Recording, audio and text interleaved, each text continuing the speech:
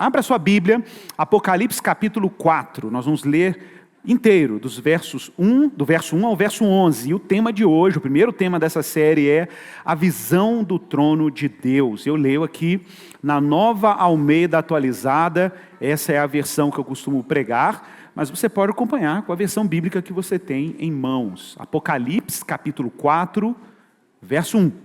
Vamos aí até o verso 11. Assim diz a palavra do Senhor.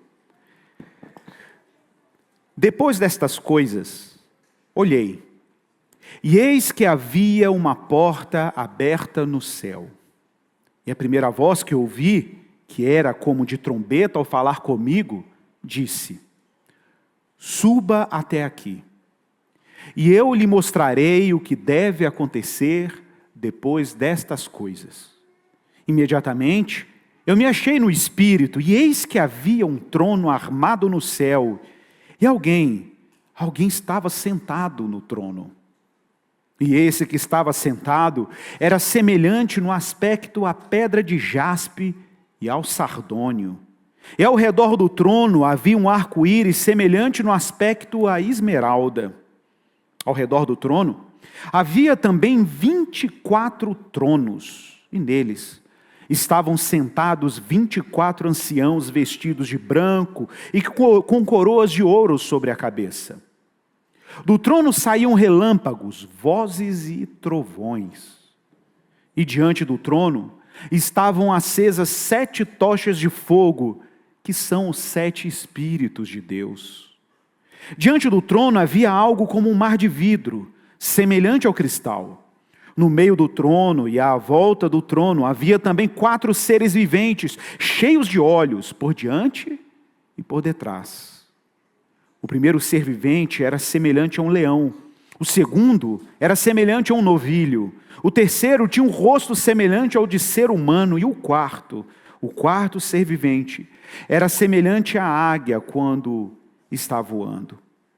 E os 4 seres viventes, tendo cada um deles respectivamente 6 asas, estavam cheios de olhos ao redor e por dentro. Não tinham descanso, nem de dia e nem de noite, proclamando: Santo, Santo, Santo é o Senhor Deus, o Todo-Poderoso, aquele que era, que há de vir. E sempre que esses seres viventes davam glória, honra e ações de graças àquele que estava sentado no trono, ao que vive para todo sempre, os 24 anciões se prostravam diante daquele que está sentado no trono, adoravam o que vive para todo sempre e depositavam as suas coroas diante do trono, proclamando: Tu és digno, Senhor Deus e nosso Deus, de receber a glória, a honra e o poder, porque criaste todas as coisas por tua vontade, e por elas vieram a existir e foram criadas. Palavra do Senhor. Vamos orar.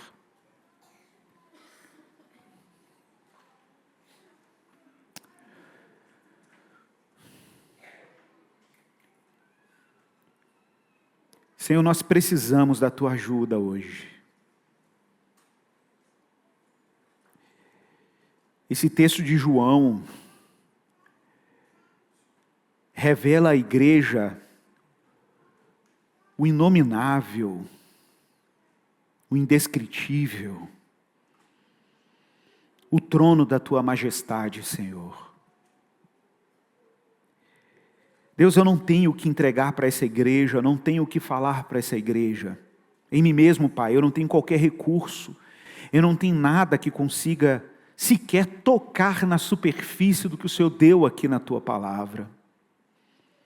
Mas se aprouver ao Senhor falar conosco hoje, Pai, se aprouver o Teu Espírito insistir em falar conosco, por meio de homens vulneráveis, pessoas vulneráveis como nós, vem, Pai, vem como profecia, e desperta a fé no nosso coração, abre os nossos olhos, transforma a gente comum em adorador, em gente que te cultua, que te adora, que se deleita em Ti. Sopra o Teu Espírito, Senhor, e fala conosco, por misericórdia, me ajude a falar da Tua palavra, Senhor, e nos ajude a ouvir e discernir a Tua voz. É o que desejamos, em nome de Jesus. Amém. Amém. Irmãos, é sempre importante lembrar que quando falamos de um livro chamado Apocalipse é uma palavra em grego. Se você pegar a Bíblia em inglês, por exemplo, o título do livro de Apocalipse é uma tradução, Revelation, ou seja, revelação. Porque é uma tradução literal de Apocalipse. Apocalipse quer dizer revelação, desvelamento.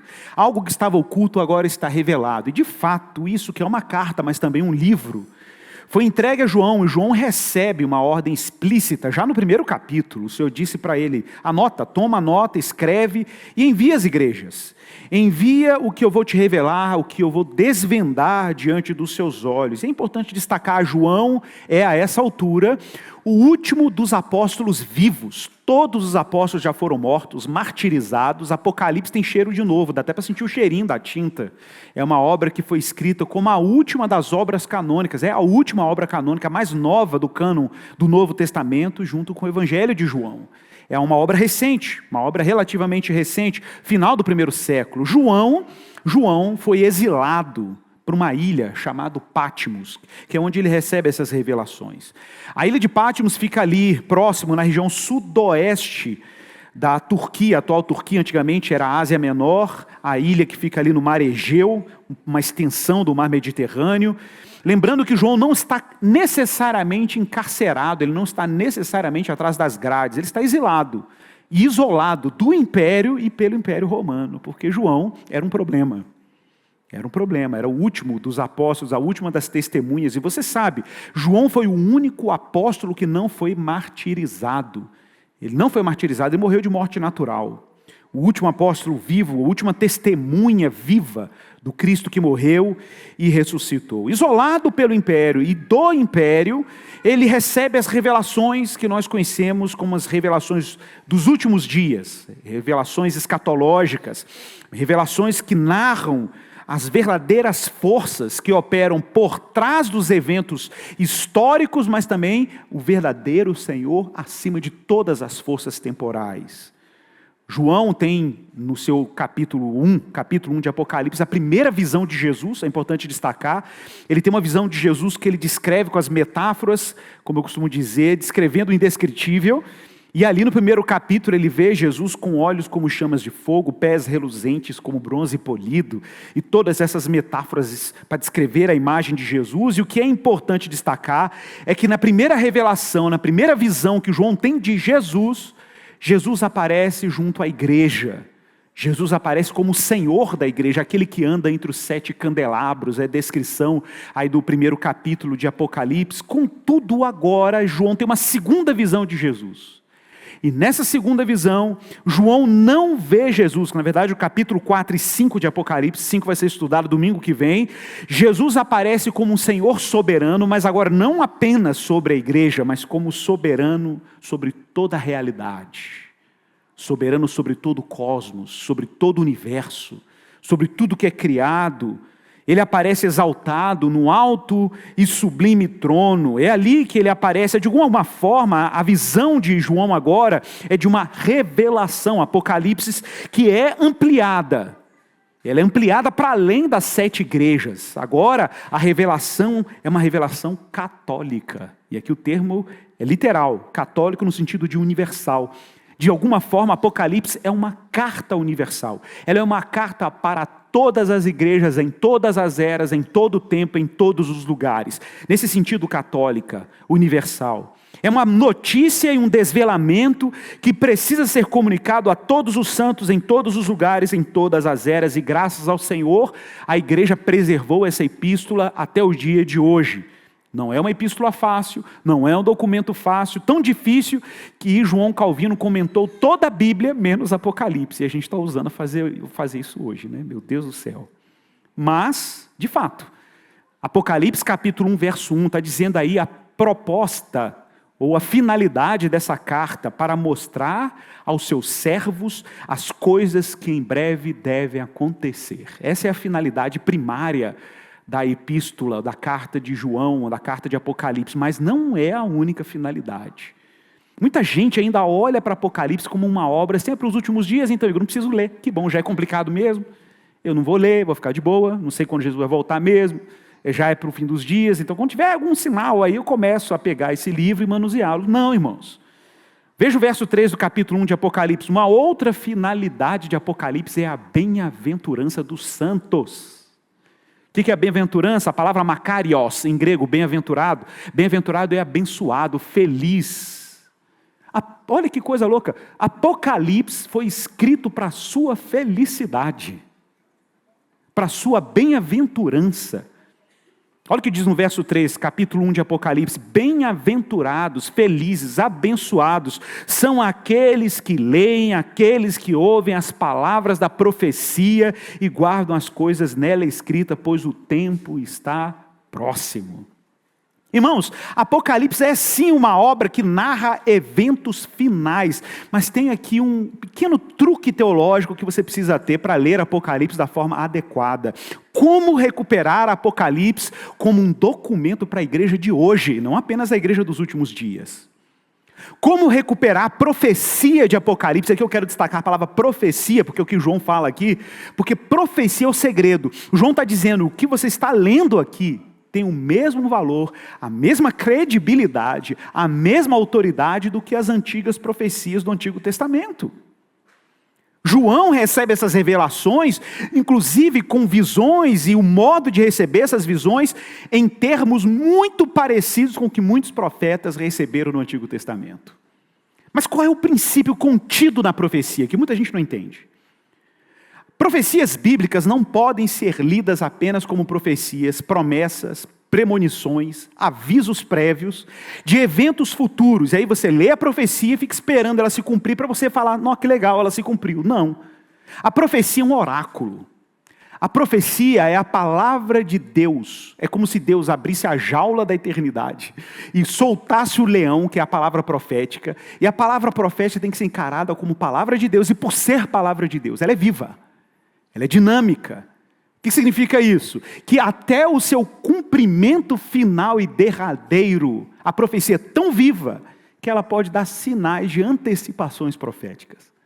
Ela pode se cumprir parcialmente. Nós temos inúmeros exemplos disso na Bíblia. O próprio Jesus é um cumprimento parcial de uma profecia.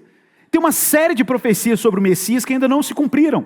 Mas uma grande parte dessas profecias já se cumpriram. Esse paradoxo do já, mas ainda não, que a gente sempre fala aqui na igreja, é o que torna a profecia viva.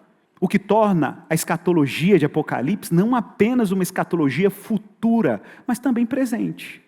Então é possível fazer uma leitura presentista das profecias. Sim, é possível. Porque no fim, a bem-aventurança prometida no capítulo 1, verso 3, é que Apocalipse fornece uma espécie de lente que me coloca na vida com capacidade de interpretar os eventos como João está interpretando. Lembre-se, o livro se chama Revelação. Deus está revelando algo está sendo desvelado da realidade. E quando eu olho para o mundo a partir de Apocalipse, eu tenho os recursos, as ferramentas para navegar na vida sem ser esmagado pelo aparente caos da história. Sem ser esmagado pelo desespero das más notícias. E a gente está vivendo um tempo histórico muito peculiar. Guerras estão acontecendo nesse momento, algumas guerras aconteceram ao longo do ano de 2025, outras antes, guerras estão acontecendo agora, nós estamos acompanhando a imprensa recente agora, intervenções militares jamais vistas na América Latina, e por muito menos a Primeira Guerra estourou, por muito menos a Segunda Guerra estourou, ok? E nós estamos de novo diante de um cenário que a ONU não está valendo mais nada, e talvez você seja assaltado com uma ansiedade lendo as notícias, né? Ainda mais num mundo hiperconectado igual o nosso, porque antigamente eram rumores, era o jornal impresso, era o rádio, eram ondas curtas. Agora você vai na internet, em tempo real o cara está filmando lá, a bomba caindo lá em Caracas. E você tem que se perguntar, como eu respondo como cristão diante desses eventos, como eu vivo a vida do tempo presente, como que eu vivo uma era, nós aqui passamos por uma pandemia global, sem precedentes. Quantos de nós não trazemos isso na memória? Eu brinco com meus colegas pastores, nós somos os pastores da pandemia. Em outras eras, João Calvino foi o pastor de epidemias da peste bubônica, peste negra, lá na Idade Média Europeia. Todos nós experimentamos pestes, pragas, morte, vemos isso acontecendo, problemas climáticos, calor sem precedente em alguns lugares, frio sem precedente em outros lugares. Irmãos, na verdade, desde que Jesus ascendeu aos céus, pouca coisa na história não é escatológica. A pergunta não é o que é escatológico, a pergunta é o que não é. O que não é escatológico? Desde que Jesus subiu aos céus, e ele prometeu que retornaria, não há evento acidental na história. E agora João é convidado a desfrutar, apreciar e também se angustiar com um Deus que revela as forças por trás dos eventos históricos. Nesse caso, o Apocalipse se torna uma carta viva para nós. Um instrumento de sobrevivência, de bem-aventurança, mesmo diante dos eventos mais aterradores. A gente olha para a história e parece que a gente tem a tentação de ficar apavorado, mas a gente se lembra da visão de João. Hoje o tema é esse. É que, observe, não é interessante que depois da primeira visão de Jesus andando entre as igrejas, agora João está vendo uma outra visão? A revelação agora se torna viva e se torna o ponto de partida para compreender todos os outros eventos. Por que será que antes de Deus mostrar todos os mistérios que viriam nas eras vindouras, Deus convida João a experimentar um outro nível de compreensão a partir da realidade de Deus sobre o mundo? Richard Bauckham, importante teólogo, que escreveu um livro, a teologia do livro de Apocalipse, a gente sempre recomenda essa obra aqui. Ele vai dizer que Apocalipse, no final, nos dá as lentes para a gente compreender o que está por trás dos poderes políticos, das diferentes ofertas ideológicas, das narrativas seculares, das falsas divindades, das falsas religiões. No fim, é a gente olhar para a história e os poderes temporais como peças no grande xadrez divino. Essas peças só se podem movimentar de acordo com as regras que Deus dá para a história. Tá bom, pode parecer perplexo, complexo, difícil, exige análise, exige estatística, ok, mas não é só uma questão de conjuntura histórica. Existe um Senhor que é soberano sobre os eventos, um Senhor que é providencial sobre os eventos. Esses eventos, de alguma maneira, sim, são antecipações escatológicas, não tenho dúvida. Esses poderes se articulando na história são antecipações. Eu já falei sobre isso aqui na igreja. Você olha para Hitler, por exemplo, olha para Napoleão, por exemplo, e você percebe nitidamente os traços do que a gente vai ver aqui nessa série, da besta, o anticristo, etc. É o cumprimento definitivo? Claro que não. Mas vários componentes estavam lá presentes. É como se Deus dissesse assim, tá vendo? É possível. É só eu soltar um pouco mais a mão e vai encaixar certinho na profecia, porque a gente já teve demonstrações antecipadoras de que é possível. É possível um tirano, é possível um líder global, é possível um líder maligno, é possível. Aí a gente está caminhando para um mundo imprevisível, com inteligência artificial e outras tecnologias. A gente não sabe onde isso pode chegar. Por muito menos tecnologia, Hitler quase foi domínio hegemônico na Europa. Colocou os submarinos aqui na costa brasileira. E, gente, estou falando de eventos aqui de 1940 e pouco, ok? Década de 40. Foi ontem isso. Foi ontem. Então, veja bem, irmãos, é claro que Apocalipse me fornece lentes. E a segunda visão de João começa no verso 1, e aí é o ponto de vista, é que ele ouve uma voz, vê uma porta aberta no céu, essa é a visão de João, e ele escuta uma voz como trombeta. Ele já escutou essa voz antes, na primeira visão, mas agora a mesma voz diz para ele, suba até aqui. Suba até aqui. Na primeira visão, é Jesus que vai até João. Na segunda visão, é João que vai até Jesus. Ele agora que sobe ao trono, a sala do trono. E a visão descrita é de um trono, de fato, de um poder. Ele entra num território santo. Ele entra numa jurisdição sagrada. E nesse lugar difícil, intangível, misterioso, glorioso, habita um Deus que está cercado de uma adoração que remete simultaneamente governo, realeza, por isso um trono, e sacerdócio, culto, adoração. Está tudo junto. Poder e culto está tudo junto. Realeza e sacerdócio está lá presente. No mesmo recinto, no mesmo ambiente. cercado de 24 anciãos, cercado de 4 seres viventes, enigmáticos, no centro disso tudo, numa imagem caleidoscópia de glória, beleza, brilho, está o trono indescritível do nosso Senhor. João está diante do Senhor de toda a realidade. João está diante daquele que é a origem de tudo que existe, daquele que sustenta todas as coisas pela palavra do seu poder. Ele que mantém a estabilidade da matéria, dos átomos, é Ele que faz cometas misteriosos cruzar o nosso espaço, cruzar o nosso sistema solar, é Ele que sustenta o mundo com suas mãos, com seus decretos divinos, é Ele que é o Senhor de toda a capacidade de apreciação biológica que Ele colocou no nosso corpo, é Ele que colocou todos os sabores, conhecidos e desconhecidos na realidade. João agora está diante do indescritível.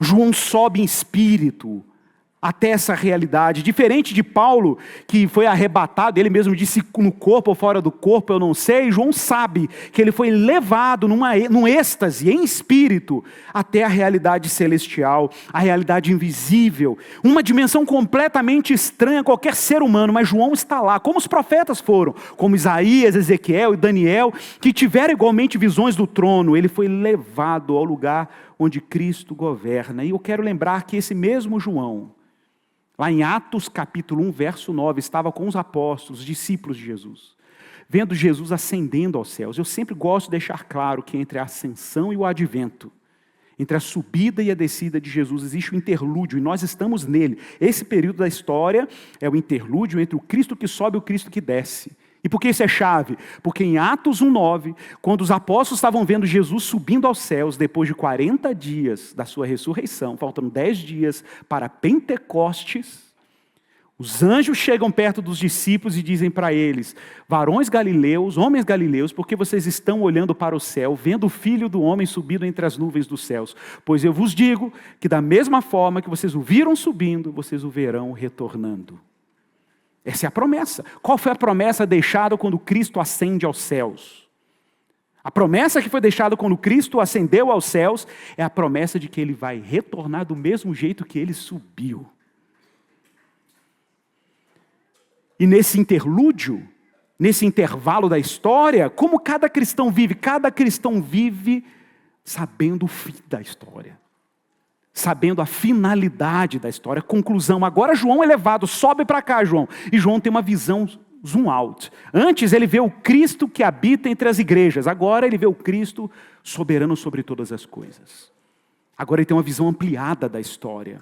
Verso 2: imediatamente eu me achei no Espírito, e eis que havia um trono armado no céu, e alguém estava sentado no trono.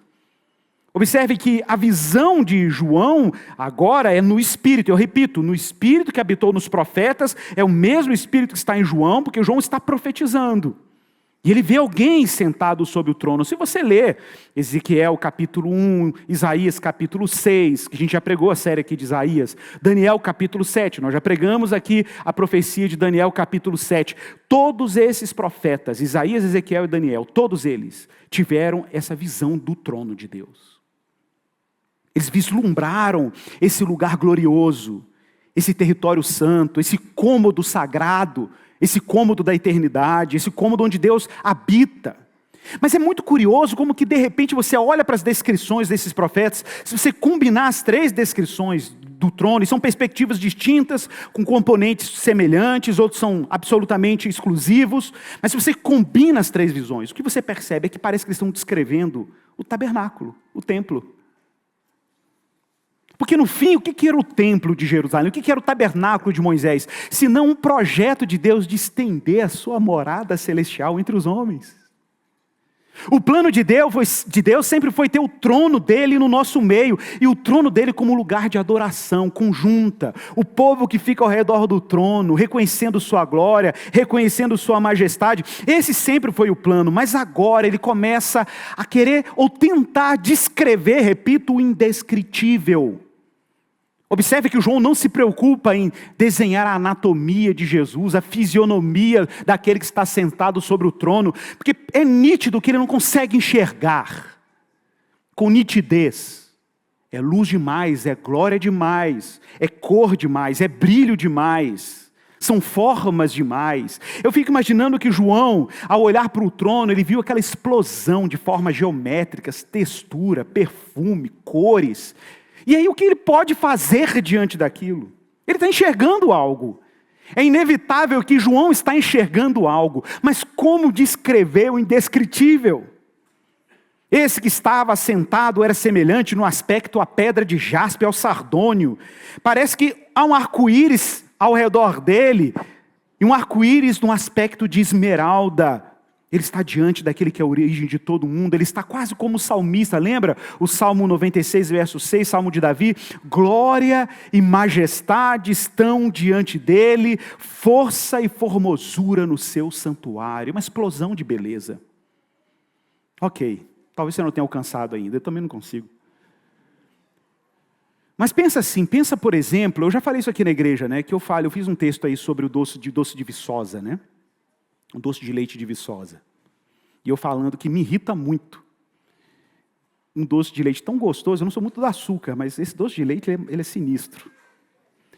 E aí eu como a primeira colherada, eu fico maravilhado. A segunda colherada, já começa a dar uma cosquinha na boca. No terceiro, eu já não dou conta. E eu fico com raiva, porque eu falei, cara, eu queria ter estrutura biológica, neuronal, cognitiva, de algum nível, para poder comer uma lata inteira do doce de leite de Viçosa. Eu não dou conta. Mas como pode uma coisa ser tão prazerosa e o meu corpo fala assim, não, você não dá conta mais, não, pode parar, está demais. Caramba, eu não dou conta de um único evento de sabor, ok? O que dirá estar diante daquele que é a origem de tudo que há de prazeroso, belo, perfeito, glorioso, espantoso? Deu para entender? Por isso que quando Moisés, lá em Êxodo capítulo 33, viu Deus e falou, Senhor, ou quis ver Deus, e falou, Senhor, passa diante de mim toda a tua glória, me revela quem tu és. O que Deus responde? Moisés, nenhum homem pode me ver e sobreviver. É informação demais, é sabor demais, é doçura demais, é beleza demais, é verdade demais, é bondade demais. A gente não tem carcaça para dar conta do rei, da visão do rei. A gente não tem como dar conta. Mas João falou isso, não sei se você se lembra. Nós lemos agora de manhã, a leitura litúrgica de hoje, João 1,18. Ninguém jamais viu a Deus. Por isso, o Deus unigênito que está no seio do Pai é quem o revelou. Talvez você diga assim, Igor, mas Lutero sofreu com isso. Se Deus é tão glorioso, tão esmagador na sua majestade, como é possível? Como é possível que esse Deus queira habitar no nosso meio? Como Ele pode querer estender o seu trono no nosso meio? Como Ele pode ser o Immanuel, Deus conosco? Ele é cercado de majestade, Ele é cercado de fogo, de glória, de beleza, repito, espantosa. Irmãos, na tradição cristã, nós temos uma doutrina pouco ensinada na igreja, que é caríssima, que se chama em latim Visio Dei, a visão de Deus. Se eu pudesse dizer para você qual é o propósito último, em última instância, no último andar, de tudo que Deus anda fazendo no mundo com Jesus, salvando, regenerando, justificando, ressuscitando, glorificando. Se eu pudesse dizer para você assim, Igor, em última instância, qual é o ápice? Qual é o clímax de ser um cristão eternizado? Qual é o último degrau? O último degrau é ver Deus. Ter a visão de Deus.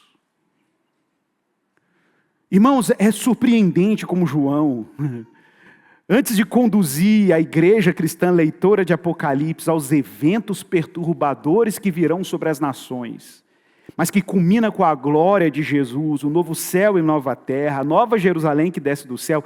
É interessante como a chave para você entrar nesse universo da revelação é a visão de Deus. É vislumbrar quem Ele é. Claro, gente, repito, João descreve o indescritível. Como ele faz isso? Por meio de metáforas. É tudo que ele tem. O que João tem? Quando ele olha para um monte de coisa que está acontecendo diante dele, ele fala assim, como que eu descrevo isso? Ele tem que recorrer às memórias dele, ele tem que recorrer às coisas que ele conhecia, jaspe, esmeralda, sardônia, ele vai, arco-íris, é isso, bronze, é tudo o que ele conhece de precioso, de mais honrado, de mais digno, mas que a gente sabe, não arranha nem a superfície. Mas ele tenta, né? Paul Ricoeur, importante filósofo da linguagem, gostava de dizer, tem um livro só sobre metáforas, ele dizia que a metáfora tem o poder de descrever o indescritível. Que a metáfora tem o poder de fornecer experiências que são difíceis de você encontrar, por exemplo, no dicionário. Então, por exemplo, você pega a palavra amor no dicionário, a descrição é fria, o amor, expressão de afeto e afeição por alguém, ponto. Aí você fala, mas não é isso que eu sinto pela minha esposa, não é isso que eu sinto por Deus. É mais. Aí você tem que sair do dicionário e ir para Luís Camões, né? O amor é fogo que arde sem se ver, é ferida que dói e não se sente. Aí você começa a perceber que as metáforas expandem, tornam subjetivo o que é objetivo e você não consegue descrever. Esse é o poder da metáfora. E João está se valendo da metáfora para poder expandir a compreensão do leitor, para vislumbrar minimamente o que não é fácil nem de olhar. Aí ele fala da jaspe, do sardônio. A jaspe, para quem não conhece, principalmente na época bíblica, hoje em dia a jaspe ela tem um outro tipo de pedra, mas na época bíblica era uma referência a uma pedra translúcida, luminosa. O sardônio tem uma coloração vermelha, depois põe no Google aí para você ver no Google Imagens um sardônio, ele tem uma cor quase de sangue, uma cor de uma brasa viva. Essas são as descrições das cores. Mas quem aqui já brincou com caleidoscópio sabe o que eu estou falando. Você vai brincando com caleidoscópio, vão combinando cores e formas geométricas ao mesmo tempo. E nenhuma é igual a outra. Você movimenta o caleidoscópio, muda o cenário, muda a percepção de mundo. De alguma forma, o que João está vendo em um arco-íris ao redor do trono é uma visão caleidoscópica da glória de Deus. É uma explosão de formas, de cores, de matizes, de texturas, de perfumes, de cheiros. E repito, é o indescritível. É o indescritível. Mas não bastava apenas descrever a visão do trono. Observe, ele não se dá o trabalho, porque ele não consegue nem descrever quem está no trono. Ele apenas fala, tem alguém lá, e o que sai dele é absurdo. E no verso 4, ele diz que ao redor do trono haviam 24 tronos, e neles estavam sentados 24 anciãos vestidos de branco, com coroas de ouro em suas cabeças. O rei não está sozinho na sala do trono. Mas quem são os 24 anciãos? Existe uma série de especulações, mas eu prefiro ficar com a interpretação mais conservadora, menos especulativa. Olha, olhando para essa imagem e olhando para o que está acontecendo na sala do trono de Deus, para mim fica evidente que os trajes desses 24 anciões descritos no texto, com roupas de linho, coroas de ouro, para mim deixa muito evidente, que essa imagem remete aos sacerdotes do Antigo Testamento. Os sacerdotes tinham as vestes brancas de linho, e sim, os sacerdotes tinham coroas. Era chamada mitra sacerdotal, a palavra é diadema sacerdotal. Ironicamente, na coroa desses sacerdotes do Antigo Testamento, vinha uma frase escrita em hebraico, Kodesh Ladonai, santidade ao Senhor, que é o que está acontecendo aqui. É um culto à santidade de Deus, um reconhecimento à santidade de Deus. E por que 24? Qualquer leitor bíblico, se for, por exemplo, em 1 Crônicas 24, verso 1 em diante, vai ver lá os 24 turnos dos sacerdotes. Os sacerdotes tinham turnos para adorar e oferecer incensos diante do Senhor em adoração. Eram 24 turnos divididos nos 24 famílias sacerdotais de Israel. Seja lá quem for os 24 anciões, que para mim não são simplesmente, como muitos especulam, os 12 apóstolos, 12 patriarcas das 12 tribos de Israel, para mim isso não faz sentido, porque se fosse os 12 apóstolos, João está vendo ele mesmo lá, né? Porque ele é um dos 12, né? Então isso é meio complicado. Mas o que é interessante nessa imagem é que esses seres sacerdotais estão ao redor do trono e eles entregam as suas coroas a Deus e nitidamente o trono deles é menor do que o trono central e o trono deles é um trono que é derivado do trono central. São reis submetidos ao Rei dos Reis. ao Senhor dos senhores. Paulo vai descrever isso em 1 Timóteo capítulo 6, verso 14. Eu acredito até seja fruto de suas visões. Porque a única ocorrência da expressão Rei dos Reis, Senhor dos Senhores, fora de Paulo, é em Apocalipse. 1 Timóteo 6,14, Paulo diz assim: bendito e único, soberano, o Rei dos Reis, o Senhor dos Senhores, o único que possui a imortalidade, que habita em luz inacessível, a quem homem algum jamais viu, e nem é capaz de ver, a ele a honra e o poder eternamente. Amém. Paulo faz um cântico, uma oração de louvor a Deus, reconhecendo sua majestade. E a coroa está lá em Êxodo 39:30, você vai ver lá, a expressão em hebraico é Kedesh Ladonai, Kodesh Ladonai, mas a coroa chama Nezer HaKodesh em hebraico. Nezer HaKodesh é literalmente um diadema de santidade, era a coroa de santidade dos sacerdotes. Mas João não vê só isso, no verso 5, ele vê também tochas, 7 tochas acesas diante do trono. Ele escuta vê relâmpagos, escuta vozes, escuta trovões diante do trono. Qualquer pessoa que, quando chega nessa parte, conhece o Antigo Testamento, quando vê a expressão relâmpago, vozes e trovões, se lembra inevitavelmente das narrativas da entrega das tábuas da lei no Monte Sinai, em Êxodo, Deuteronômio.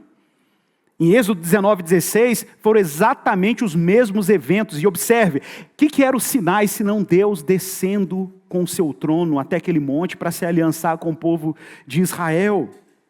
No Monte Sinai houve trovões, Êxodo 19:16, houve trovões e relâmpagos e o som de uma trombeta, de maneira que o povo que estava no arraial teve medo. Claro, as 7 tochas apontam para os 7 Espíritos de Deus, que já foi tratado no capítulo 1.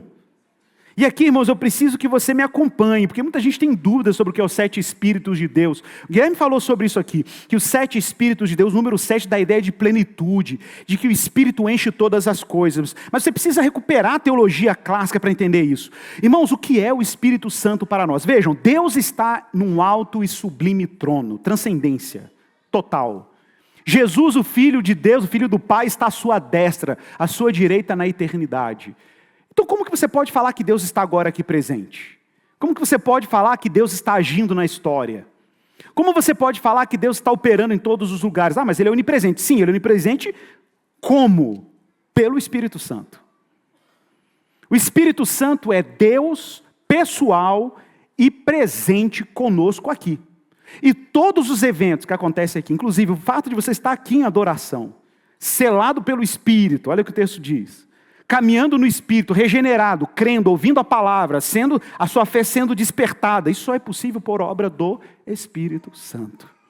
Tudo que você conhece de Deus, se relaciona com Deus, tudo que você compreende dele na Escritura só foi te dado por obra do Espírito Santo. Eu costumo dizer que o maior teólogo do Espírito Santo não foram os pentecostais. Não foi nenhum teólogo pentecostal. Ironicamente, não foi. Foi João Calvino. João Calvino foi o teólogo que mais tratou do tema do Espírito Santo na teologia da Reforma. Pode pesquisar, vai lá para os institutos, você vai ver ele falando do Espírito Santo da conversão, na regeneração, na iluminação dos santos. E aí você acha que ele acaba? Não, ele vai dizer assim, a doutrina do Espírito Santo é tão cara para Calvino que ele vai dizer assim, que gente, tem mais, eu vou dizer mais. O Espírito Santo, inclusive, opera sobre ímpios. Claro que não é do mesmo jeito que ele opera nos santos. Porque a maneira como o Espírito Santo opera nos santos é uma forma especial de operação. Ele regenera, ele converte, gera arrependimento, faz nascer de novo, ensina a orar. Você é iluminado, lê a Escritura, a Escritura acende para você. Isso é uma operação especial do Espírito. Mas existe uma operação geral do Espírito Santo. E sem a operação geral do Espírito Santo não teria vida no nosso planeta, gente. Não teria fotossíntese, ok? Não teria o alface que você come no almoço. Não teria. Não teria o feijãozinho, tá? Não teria. Não teria alegria, não teria vida, não teria parto, não teria mulheres dando à luz, não teria criança pulando, não teria o ar que você respira. Como eu sei disso? Porque isso está lá no Salmo. Lembra do Salmo? Salmo 104, verso 30? Envias o teu Espírito e eles são criados e assim renovas a face da terra. O que são os 7 Espíritos de Deus na visão de João? Senão a compreensão de que Deus, apesar de estar no alto e sublime trono, disponibiliza o seu Espírito numa multiplicidade de operações no mundo para realizar os seus feitos. O mundo não está abandonado da presença de Deus, não está alienado da presença de Deus. Ele está presente pelo Espírito. Gosto de lembrar de Isaías 11, conta comigo. Isaías 11 descreve uma profecia do Messias, chamando o Messias de raiz de Jessé, ou broto de Jessé, o rebento de Jessé. É uma expressão para descrever o Messias. Isaías 11:1. Mas lá no verso 2 ele começa a descrever como o Espírito opera no Messias. Conte comigo. O Espírito do Senhor, Isaías 11:2. O espírito de sabedoria, o espírito de entendimento, o espírito de conselho, o espírito de fortaleza, o espírito de conhecimento, o espírito do temor do Senhor. 7 espíritos. 7 operações gloriosas do Espírito. Zacarias, no capítulo 4, verso 4, ele vê um candelabro, 4 luzes acesas, 4 hastes. Ele pergunta para o anjo do Senhor, o profeta Zacarias, o que é isso que eu enxergo? O que é isso que eu vejo? E o anjo responde, você não sabe o que é? Ele, não. O que é isso? E a resposta do anjo para a visão do candelabro com 7 lâmpadas acesas, igual o trono de João, que João está vendo, é, não por força, nem por poder, mas pelo meu Espírito. Irmãos, isso é uma outra dimensão de compreensão de como Deus é, de como Ele está se revelando. Mas no verso 6, voltando para a visão de João, ele vê diante do trono um mar de vidro como cristal. E no meio do trono, além dos 24 anciãos, ele também enxerga 4 seres viventes enigmáticos, cheios de olhos. E aqui, meus queridos, é uma visão de terror. Isso aqui não foi visto com muita apreciação, simplesmente, que prazer ver essa criatura cheia de olhos. Não. E a gente precisa entender isso. Que a beleza de Deus, que a maravilha de Deus pode ser aterradora. Ela pode ser aterradora. Não é à toa que Isaías, que teve uma visão semelhante, Isaías capítulo 6, quando viu os serafins, que com 2 asas cobriam o rosto, com 2 cobriam os pés, com 2 voavam. Não é à toa que o texto diz que Isaías caiu como morto, dizendo, tem misericórdia de mim, Senhor, porque eu sou um homem de lábios impuros, e de impuros lábios os meus olhos viram o Rei. Tem hora que o encontro com a glória de Deus pode ser aterrador. Mas eu quero fazer uma conexão aqui com o Antigo Testamento. Por que ele vê o chão lá, onde Deus está, como um mar de cristal? Isso não é estranho também. Se voltarmos às narrativas do Antigo Testamento, volto de novo para o Sinai, está Moisés, Arão, Nadab e Abiú, sacerdotes, subindo com Moisés no Monte Sinai, e de repente, Êxodo 24:10, eles olharam e o chão do monte do templo, o chão do Monte Sinai, estava com uma pavimentação de safira. Um pavimento de safira. A glória de Deus de alguma forma derreteu aquele monte, eu não sei, e transformou aquilo num pavimento de safira, e o texto diz que parecia como o céu na sua claridade. Os sumos sacerdotes olharam para aquilo, Arão olhou para aquilo e falou assim, está doido, não vou entrar nesse negócio não, vai lá você sozinho, Moisés. Porque, é lindo a glória de Deus, é lindo, mas é terrível, é aterrador, é espantoso. E para aumentar o espanto, aparecem 4 seres viventes, cheios de olhos. Existe um teólogo da religião chamado Rudolf Otto, que ele usava uma expressão para descrever a visão do indescritível. Ele chamava isso de o encontro com o mysterium tremendum. O mistério tremendo. Que em algum momento, ser humano, para ser ser humano, ele precisa ter um encontro com o mistério tremendo, com o indescritível. João está vendo o mistério tremendo. Como Isaías, ele pode dizer, ai de mim, porque os meus olhos viram o Rei, o Senhor dos exércitos. Um misto de beleza e espanto, irmãos, que é esmagador. Esmagador. O primeiro ser, no verso 7, diz que tem um rosto como o de leão, o segundo como de um boi, um novilho, o terceiro como o rosto de um ser humano e o quarto como o rosto de uma águia. Existem várias especulações, várias tentativas de interpretação, mas para mim a mais natural, inclusive a mais compatível com a tradição dos judeus da época de Jesus, na minha percepção, é que esses eventos é uma mistura da visão de Isaías com Ezequiel, capítulo 1, Isaías 6 com Ezequiel, capítulo 1. E, para mim, leão, homem, novilho, boi e águia são, evidentemente, de acordo com a tradição dos judeus, os 4 símbolos das 4 principais tribos de Israel. E por que isso é relevante? Para quem não sabe, as tribos de Israel, cada uma tinha uma bandeira, um estandarte. E essas tribos estavam posicionadas ao redor do tabernáculo. Eram 3 tribos em cada posição. Mas existiam as tribos chefes de cada posição. Judá, Ruben, Efraim e Dan. Eram as 4 tribos chefes posicionadas desse jeito. Se você quiser ver essa posição, está em Números capítulo 2, tem toda a descrição da posição das tribos. O que é importante aqui? É como essas tribos estavam ao redor do tabernáculo. O tabernáculo era o quê? O lugar da adoração.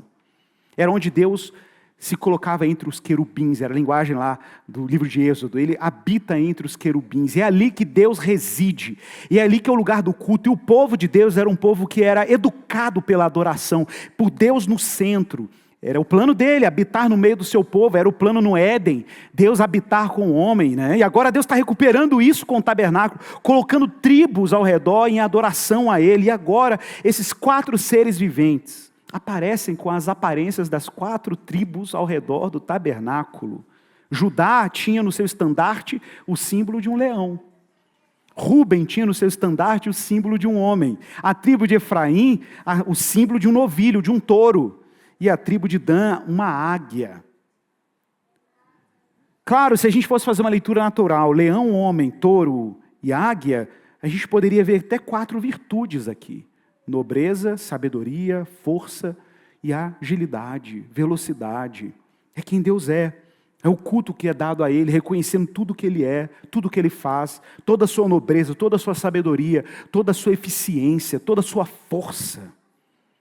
Irmãos, essa visão é tão majestosa, tão gloriosa, que no verso 8 diz que esses seres começam um culto a Deus. Existe uma liturgia acontecendo aqui, uma adoração celestial. Existe um culto na eternidade. E o mais impressionante é que esse culto é ininterrupto. Você está roncando em casa depois daquele churrasco de domingo e o culto continua acontecendo. Não para.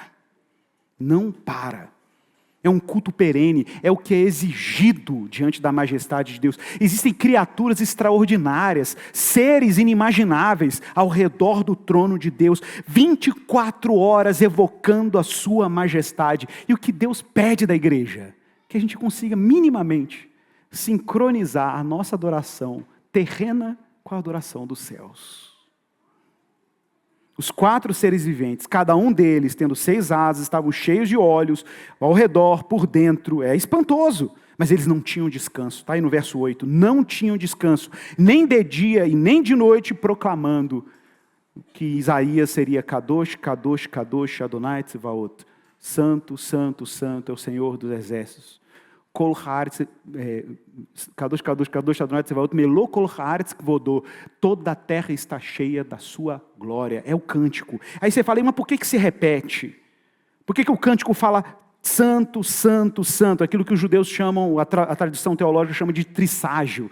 Por que existe santo, santo, santo? Parece um cântico monótono, não é, porque em hebraico você não tem superlativo, sufixo de superlativo. Você não tem uma palavra igual santíssimo em língua portuguesa. Então, em língua hebraica, quando você quer dizer que uma coisa é muito santa, você repete 2 vezes. Kadosh, Kadosh. Mas quando você quer dizer que uma coisa é absolutamente santo, quando você quer dizer que uma coisa ela é sem precedentes, extraordinariamente santo, você vai falar 3 vezes, Kadosh, Kadosh, Kadosh. Nós chamamos isso de superlativo por repetição na língua hebraica. É o que está acontecendo aqui. É um culto sacerdotal. É um culto sacerdotal. Os 24 anciões, aqueles seres celestiais, todos em adoração, evocando a santidade de Deus, reconhecendo que Ele é todo poderoso. Mas o texto usa uma frase belíssima. Nada aqui, gente, é acidente de percurso. É aquele que era, que é e que há de vir. Isso aqui é importante.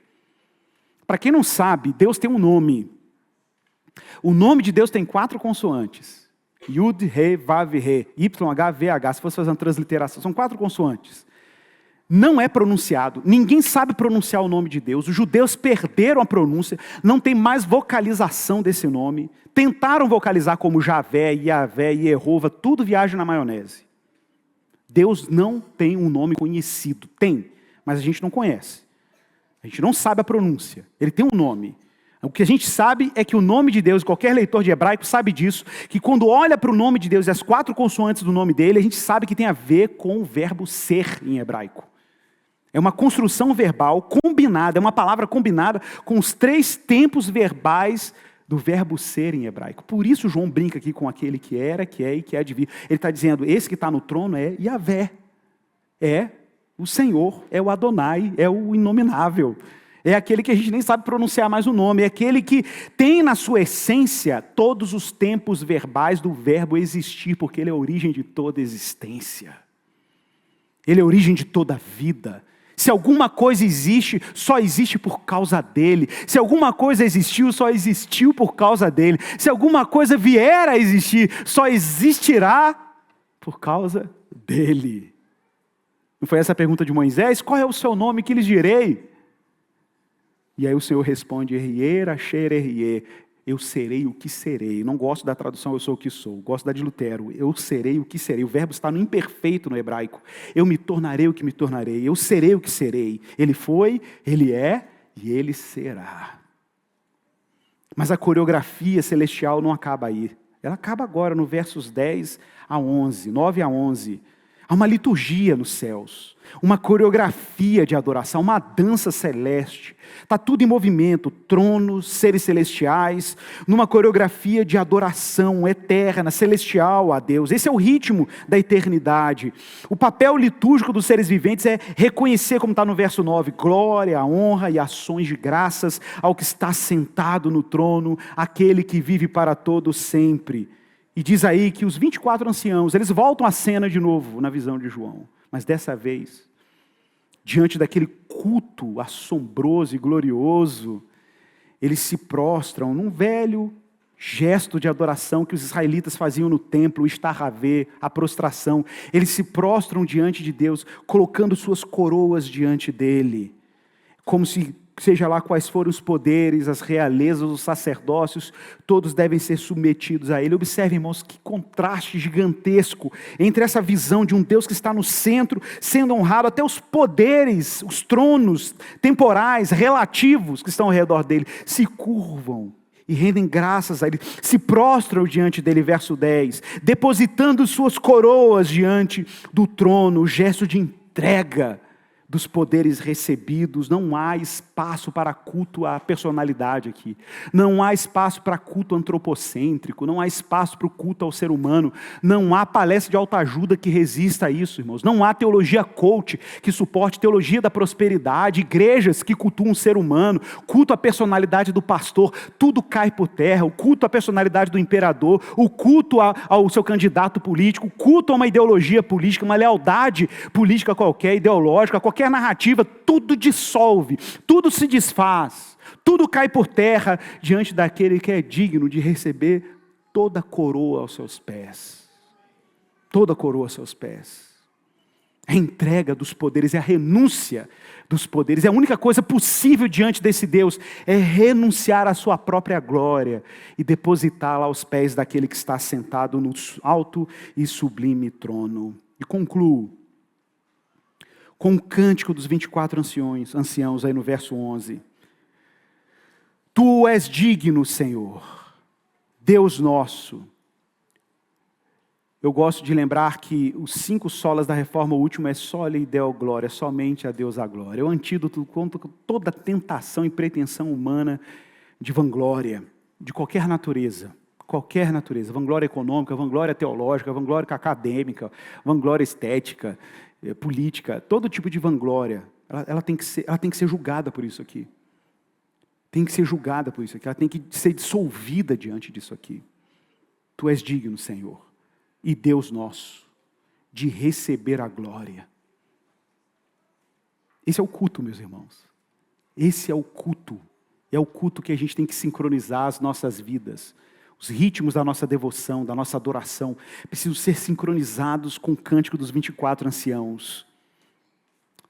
Tu és digno de receber a glória, a honra, o poder, porque criaste todas as coisas. Mas isso não é um livro dos últimos dias, por que agora há um cântico exaltando o Deus que criou? Porque Ele é o alfa e o ômega, Ele é o início e o fim, Ele é o que era, que é, o que há de vir, Ele é o início da história, o meio da história, o fim da história. Aí o que eu faço no interlúdio entre o Cristo que sobe e o Cristo que desce? O que eu faço? Eu vivo essa adoração, glorificando a Deus, honrando a Deus, reconhecendo o poder de Deus, porque foi Ele quem criou todas as coisas e pela vontade dEle, tudo veio a existir.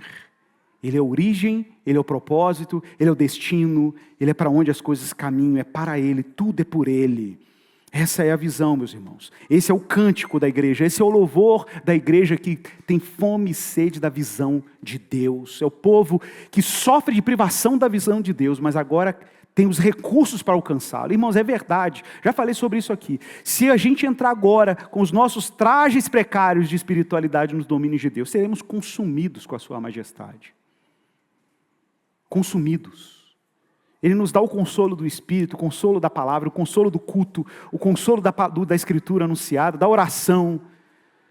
Mas a gente ainda não tem traje para isso, a gente não tem roupa para essa festa. Mas um dia a gente vai ter roupa para essa festa.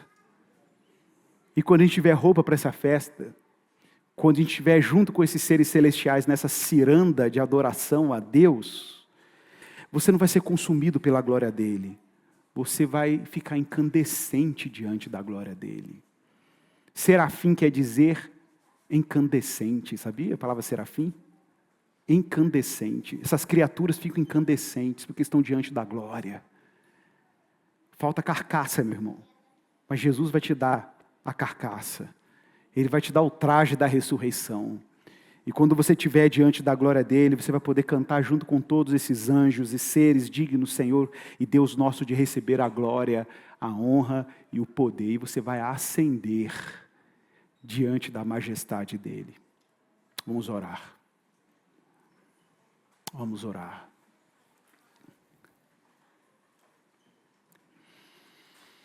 Visão de Deus. Visão de Deus. Talvez a oração que você tem que fazer agora para o Senhor é só essa. Assim, Senhor, eu quero só te dizer que você é santo. Essa letra não é monótona.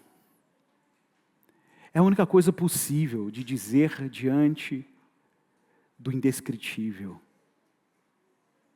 Diante da explosão de beleza. Talvez é a única coisa que você pode dizer. Talvez você diga assim, Igor, quem que é digno de entrar nos domínios dele? Pois então quero te lembrar que você tem um sacerdote que abriu um novo e vivo caminho diante do Pai. Quero te lembrar que o véu foi rasgado. Quero te lembrar que o autor de Hebreus diz que nós temos como entrar com ousadia no Santo dos Santos por meio do sacerdócio dele, porque ele é oferta e ofertante ao mesmo tempo. Nada se compara a ele. Nada se compara ao sacerdócio dele. Mas agora em oração, peça a Ele, Senhor, eu quero sincronizar minha adoração. Se o céu te adora agora, se as dimensões invisíveis, seres indescritíveis estão em culto a Ti agora, eu quero apenas sincronizar a minha adoração com a Tua adoração. Eu apenas quero colocar o meu culto em sincronia com o culto celestial. Se existem anjos cantando que Tu és santo, santo, santo, eu vou cantar junto com eles. Eu vou cantar junto com eles. Mas mata a minha fome, a minha sede por beleza, bondade e verdade. Sacia a minha vontade de enxergar o bem. Eu mal consigo comer um doce de leite, eu mal consigo comer uma picanha. Talvez você seja como uma criança que ainda tem o seu estômago aí, que só pode beber leitinho. Despreparado ainda. Mas Deus está preparando sua estrutura, sua vida, para você entrar em luz inacessível. Foi isso que os santos da antiguidade desejaram, os apóstolos, os mártires desejavam. Que esse seja o seu desejo. Ver Deus. Ver Deus. Abençoe a tua igreja, Senhor. Abençoe o teu povo. Abençoe essa Assembleia Santa. Gente juntada aqui por Jesus e pelo poder do Espírito. Preparando as nossas vidas e a nossa existência, a nossa jornada para esse bendito dia. E nesse interlúdio nós somos o povo que vê a história a partir da revelação. a partir do que Deus deu de si mesmo. E é assim que nós navegamos na vida. É assim que nós encaramos a nossa rotina, como um povo que trabalha porque espera e espera porque trabalha para a tua glória. É o povo que adora enquanto espera. É o povo que espera enquanto adora. É assim que oramos em nome de Jesus. Amém. Amém, minha irmã. Amém, meu irmão.